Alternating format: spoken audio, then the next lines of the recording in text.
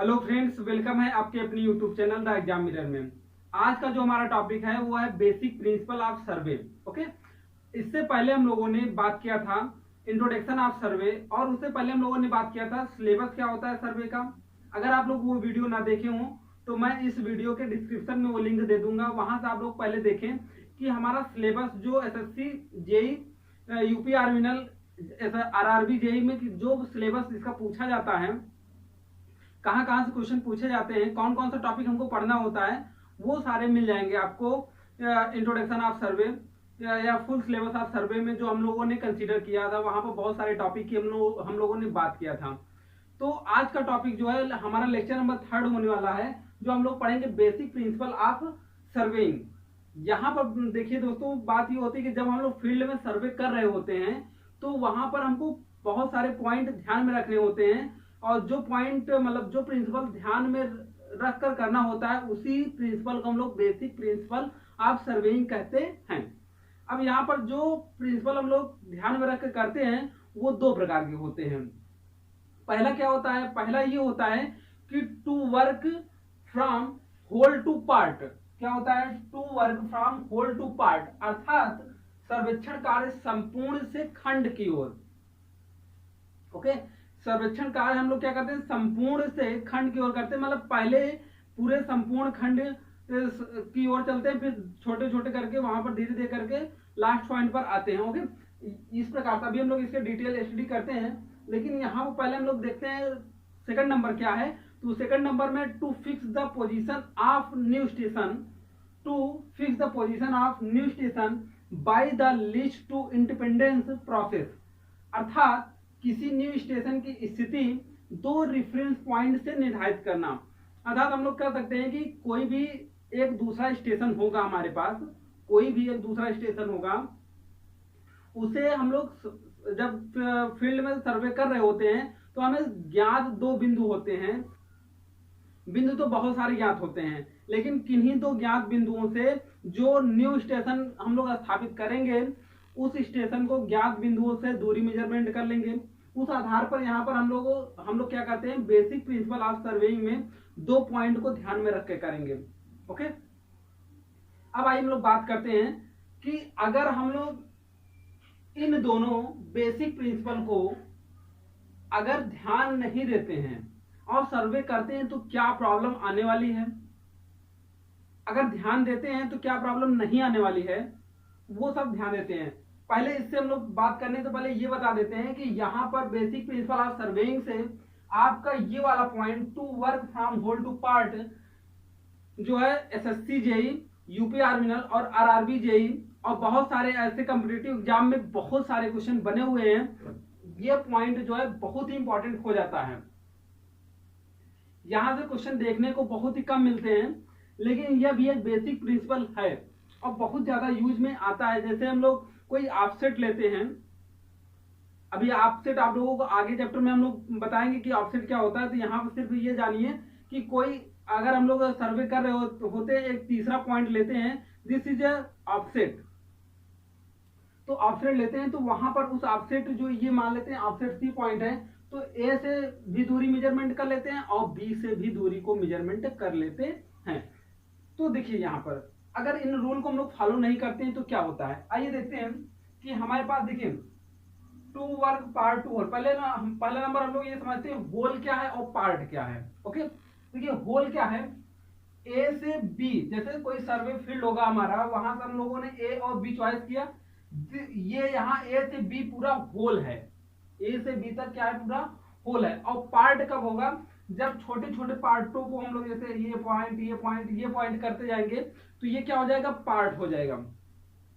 तो देखिए हम लोग क्या करेंगे, अगर to work part to whole, ये केस नहीं लगाते हैं, होल टू पार्ट नहीं लगाते हैं, जब लगाते हैं कि पार्ट टू होल करेंगे तो क्या आएगा। अब देखिए जैसे हम लोगों ने चेन लिया, सर्वेइंग जब करते हैं तो वहां पर चेन का यूज होता है। जस्ट इस लेक्चर के बाद एक लेक्चर और आएगा और आपका ये टॉपिक खत्म हो जाएगा इंट्रोडक्शन ऑफ सर्वेइंग में, तो हम लोग चेन सर्वे स्टार्ट करेंगे, तो वहां पर बताएंगे चेन के बारे में डिटेल। आप ये जानिए कि लीनियर मेजरमेंट करने के लिए, रैखिक मापन करने के लिए हम लोग एक चेन का यूज करते हैं। ठीक है, तो यहां पर देखिए जैसे ए से हमने दूरी मापना स्टार्ट किया, पार्ट टू होल की कहानी में बता रहा हूं।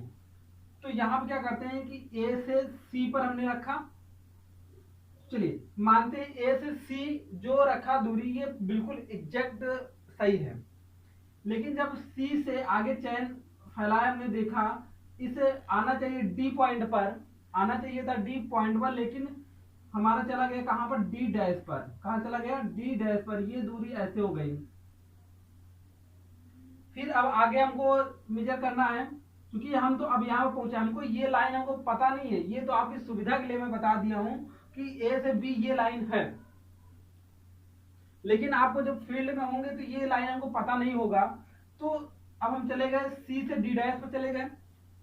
अब डी डैश से जब आगे चैनिंग करेंगे तो यहाँ पर मान लेते हैं कि यह पॉइंट ई रहा होगा, तो लेकिन जब हम लोग चैनिंग करेंगे तो यहाँ पर पहुंच जाए, ये ई डैश पर आ गए। ओके, कहां पर आ गए, ई डैश पर आ गए। फिर आगे जब चैनिंग करेंगे तो यहां पर कहां पर आ गए, ये यहां पर एफ होना चाहिए था, लेकिन आ गए कहां, एफ डैश पर आ गए। और आगे जब चैनिंग करेंगे इसी प्रकार से तो आ जाएंगे कहां पर, ये बी पॉइंट, बी डैश। हमारा टारगेट बी था, बी तक पहुंचना था, पार्ट टू होल, मतलब ए से बी पर जाना था, होल पर जाना था, लेकिन हम पहुंच गए कहां पर, बी डैश पर। अर्थात इनके बीच कितने का एरर आ गया, इतना, बी डैश का एरर आ गया। ये क्या है, एरर है, त्रुटि है। ये क्या है, एरर है, त्रुटि है। तो हम लोग ये कह सकते हैं कि अब कभी कभी जब आप फील्ड में सर्वे कर रहे होते हैं तो ये एरर इतना ज्यादा अधिक हो जाता है कि इसे मिनिमाइज करना कठिन हो जाता है, बहुत हमारे लिए पॉसिबल नहीं होता कि इसे मिनिमाइज किया जा सके, क्योंकि हमको यहाँ पर पता ही नहीं चल पाता कि किस पॉइंट पर यहाँ से एरर होना स्टार्ट हुआ है या एरर यहाँ से होना स्टार्ट हुआ है या यहाँ से। तो इसे मिनिमाइज नहीं किया जा सकता। इसको मिनिमाइज करने का एक ही तरीका है कि सर्वे को हम लोग फिर से करें। तो ये जरूरी नहीं कि सर्वे को फिर से करें तो यहां से ये हो ही जाए, बार बार करेंगे तो मिनिमाइज होते होते कम हो सकता है, लेकिन इसमें बहुत टाइम टेकन होता है। तो इससे बचने के लिए हम लोग क्या करते हैं, to work from whole to part करते हैं। मतलब क्या करते हैं कि संपूर्ण से खंड की दिशा में करते हैं। तो देखिए संपूर्ण से खंड की दिशा में करते समय हम लोग करते क्या है कि चैनिंग किए ए से बी की ओर, मान लेते हैं ए से सी हुआ पॉइंट, ये सही है, एग्जैक्ट सही है। और यहां से बी से एक डी पॉइंट ले लिए, ये भी सही है। ओके, अब आप कहोगे कि सर इसमें गलती नहीं हो सकती है, हो सकती है। आगे हम लोग कंसीडर करते हैं कि गलती है क्या इसमें नहीं हो सकती है, हो सकती है। अब देखिए जब आगे हम लोग चैनिंग किए सी से डी की सी से ई की ओर करते हैं, क्योंकि डी पॉइंट हो चुका है हमारा। जब सी से ई की ओर करते हैं तो अब देखिए होना चाहिए था ई पॉइंट यहां पर, लेकिन हम गलती से चैनिंग, चूंकि हमको ये पता नहीं, ये लाइन हमको पता नहीं है फील्ड में, तो ये आ गया हमारा ई डैश पर। ओके, कहां पर आ गया, ई डैश पर आ गया। जब ई डैश पर आया तो देखिए अब फिर इधर से चैनिंग करेंगे तो मान लेते हैं कि एफ डैश हमारा एग्जैक्ट बिल्कुल सही आया है। तो अब देखिए अब क्या करेंगे, ई डैश से अब करना क्या है, ई डैश से एफ को मिलाना है, ये मिला दिए। अब आपको दिखाई दे रहा होगा कि जो एरर आ रहा है वो मात्र क्या आ रहा है, ई डैश आ रहा है। ये क्या है, हमारा एरर है, ये क्या है, एरर है। तो इस प्रकार से हम लोग ये कर सकते हैं कि ई डैश क्या है, एरर है। तो ये एरर आपको वैसे भी दिख रहा होगा कि इससे तो मिनिमम ही है, इससे क्या है, मिनिमम ही है। और एक साथ ये भी कर सकते हैं कि यहाँ पर हमको ये पता चल रहा है कि एसी हमने देखा था सही है, बीडी देखा था बिल्कुल सही है, और एफडी भी हमने देखा था बिल्कुल सही है। जो हम लोग चैन से मेजर करेंगे वो देखेंगे सही है, लेकिन अब एरर कहां पर आ रहा है, यहाँ पर आ रहा है।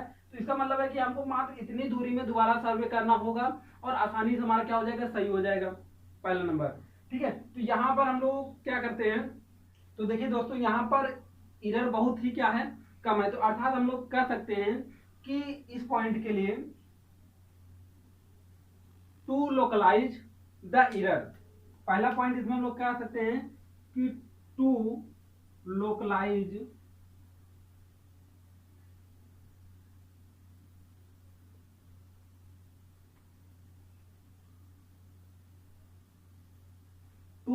द एरर, अर्थात त्रुटि का अस्थायीकरण करना, त्रुटि का अस्थायीकरण करना, त्रुटि का क्या होता है, अस्थायीकरण करना। दूसरा पॉइंट हम लोग ये कर सकते हैं, to prevent the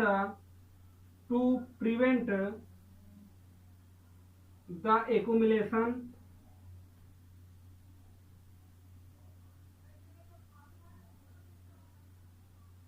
of error, to prevent the accumulation of error, अर्थात त्रुटि का संचयन से रोकना, त्रुटि का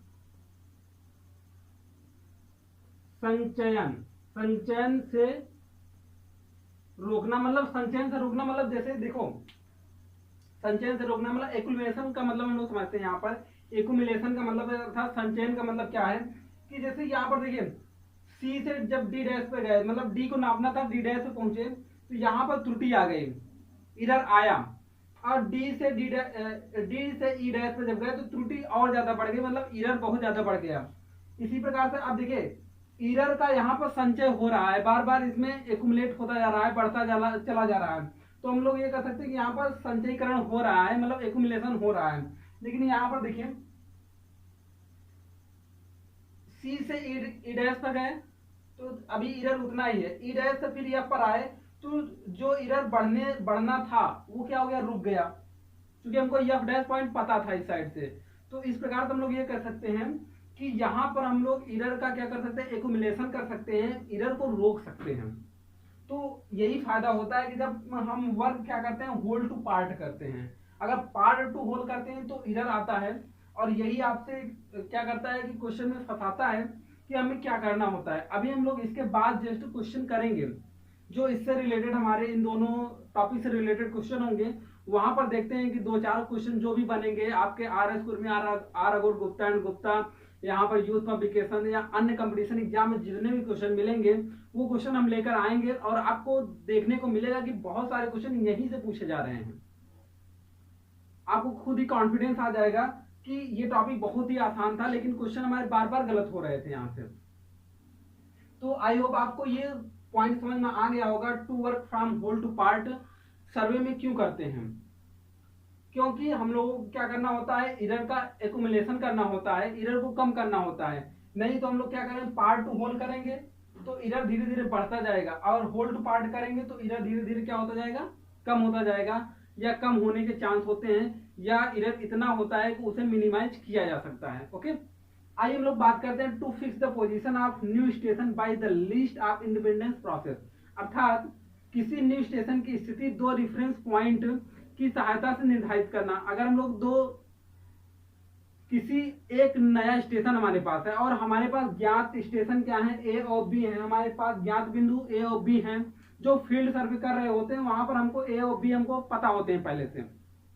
और तीसरा पॉइंट अगर हमको पता करना होता है, और पहला नंबर हम लोग जानने की बात होती है कि इसे हम लोग पता क्यों करते हैं, एक तीसरा न्यू स्टेशन हम लोग क्यों लेते हैं।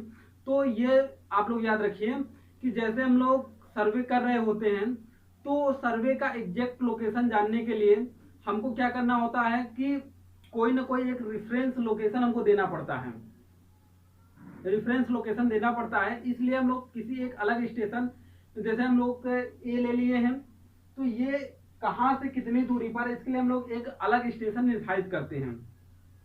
ओके, तो यहाँ पर आप देखिए इसीलिए हम लोग एक सी स्टेशन चुनाव करते हैं, और सी स्टेशन का चुनाव करने के लिए हम लोग करेंगे क्या, यहां से ए से सी पर चैन से दूरी माप लेंगे या टेप से दूरी माप लेंगे, ए सी हो जाएगा, और बी सी की मेजरमेंट कर लेंगे। ओके, तो वही लिखा गया by measure A C and B C, मतलब ए सी और बी सी को माप कर हम लोग ए सी मतलब सी स्टेशन यहाँ पर प्रोवाइड कर सकते हैं, दे सकते हैं। ठीक है, दूसरा तरीका ये होता है कि हमारे पास ए और बी दो नोन पॉइंट तो हैं, लेकिन हम लोग क्या कर सकते हैं, ए बी सी एंगल पता कर सकते हैं, कितने कोण पर सी पॉइंट है हमारा, ए बी सी मतलब बी वाला एंगल पता कर लिए।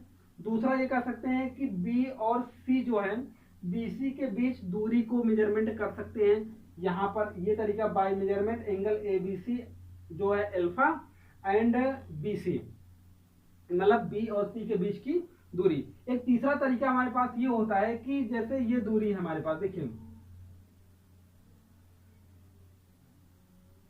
ये ए पॉइंट हुआ, ये क्या हुआ, बी पॉइंट हुआ। अब यहां से कहीं पर हमारे पास स्टेशन एक सी मान लिए, यहां पर ये क्या है, स्टेशन सी है। और इस स्टेशन सी पर हम लोग करेंगे क्या, यहाँ पर परपेंडिकुलर डाल देंगे, लंब डाल देंगे। जब लंब डाल देंगे तो लंब डालने पर हम लोग पता करेंगे ये पॉइंट क्या होगा, हो गया डी हो गया मान लेते हैं हम। तो सी डी के बीच की दूरी, तो यहाँ पर लिखेंगे to measure C D and D B. और हम लोग क्या कर सकते हैं, C D and A D, ये डिस्टेंस मेजर कर सकते हैं। ओके, या हम लोग ये कर सकते हैं A D and B D and C D, तीनों दूरियां मेजरमेंट कर सकते हैं। तो इस प्रकार से हमारे पास क्या हो जाते हैं कि हम लोग सर्वे कर रहे होते हैं तो ये पॉइंट हमको पता होने चाहिए। हमारे पास बेसिक प्रिंसिपल दो हैं, एक होल टू पार्ट है, दूसरा क्या है कि किसी तीसरे मतलब एक कोई नया स्टेशन होगा उसको फिक्स करना होगा कि दो रेफरेंस पॉइंट से। अगर ऐसा होता है यहाँ पर इसी प्रकार से अगर एक ही पॉइंट से फिक्स करते हैं, एक पॉइंट से फिक्स करते हैं तो हमें दूरी पता होगी, लेकिन वो एग्जैक्ट कहाँ पर होगा ये हम लोग कंसीडर नहीं कर सकते। तो दोस्तों मैं आशा करता हूँ कि आपको यह टॉपिक समझ में आया होगा और आप इस लेक्चर को एंजॉय किए होंगे। अगर आपको टॉपिक पसंद आ रहे हैं तो चैनल को सब्सक्राइब कीजिए और अपने दोस्तों में जरूर शेयर करिए ताकि इस वीडियो का उनको भी लाभ हो। तो मिलते हैं अगले लेक्चर में, तब तक के लिए धन्यवाद, जय हिंद।